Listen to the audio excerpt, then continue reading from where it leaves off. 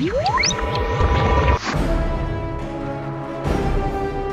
a season that so far delivered mediocre comic movie tie-ins, Sega's Captain America Super Soldier stands as the last hope for a decent superhero game this summer. Combining third-person action, a sort of open world, and some Arkham Asylum-inspired touches, the Shield wielder's entry isn't perfect, but it still manages to best his comic book brother's recent efforts. He's a glorified poster boy. Poses for pictures and disappears when the action starts. Foregoing formulaic level progression in favor of a partially open world, Super Soldier's sprawling enemy compound is reminiscent of Arkham Asylum's island. That said, the narrative, which sees the star-spangled superhero infiltrating and sabotaging the enemy-infested stronghold, generally keeps you on the straight and narrow, rarely requiring you to stray from the main storyline. While you can snoop for numerous collectibles, which can be traded like currency for upgrades, looting Fabergé eggs doesn't exactly make for a very strong incentive to leave the critical path. Additionally, conveniently placed obstacles and barricades keep the world from being a truly go-where-you-want sandbox. Still, the effect feels more organic than similar titles' stitched-together levels. You, did bring the Cosmic Cube?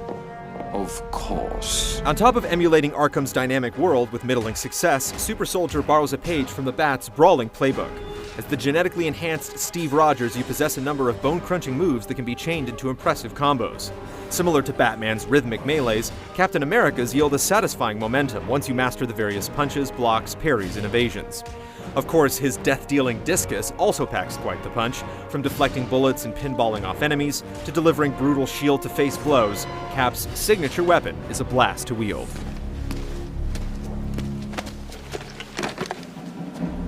Get me Howard Stark. When not introducing enemies' jaws to his formidable frisbee, the Captain's taking part in tedious hacking puzzles and boring platforming challenges. The former doesn't get tiresome until late in the game, but the latter feels like a missed opportunity from the get-go. While Captain America appears to leap, swing, and climb with Prince of Persia-like prowess, he does so without much input from you. Aside from being called upon to input the occasional context-sensitive button press, the platforming's a mostly passive experience. I used to get worse from that fat kid on Delancey. Big as a brick house and twice as stupid. Battling as the red, white, and blue hero is definitely the game's highlight, and a menacing lineup of familiar foes like Hydra Goons, Arnim Zola, and the Red Skull help inject the action with plenty of personality and authenticity. Still, a number of fun-halting flaws ultimately make for an experience that's far less polished than the protagonist's shiny shield. What we do here today will crush those idiots.